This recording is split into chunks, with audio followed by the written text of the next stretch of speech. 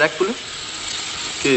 একটি ছেলে। হ্যাঁ, একটি ছেলে, আচ্ছা, গ্রামের ছেলে, বেশ। দরিদ্র কিন্তু সেনসিটিভ। বাপ পুরু মারা গেল। আচ্ছা, ছেলেটি শহরে, সে পুরুতগিরি করবে না, পড়বে, অ্যাম্বিশাস।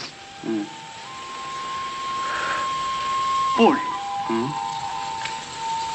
শিক্ষার ভেতর দিয়ে, স্ট্রাগলের ভেতর দিয়ে আমরা দেখতে পাচ্ছি তার কুসংস্কার, গোঁড়ামি সমস্ত কেটে যাচ্ছে। বুদ্ধি দিয়ে ছাড়া সে কোনো কিছু মানতে চাইছে না, কিন্তু তার কল্পনা শক্তি আছে, তার অনুভূতি আছে। ছোটখাটো জিনিস তাকে মুভ করছে, তাকে আনন্দ দিচ্ছে।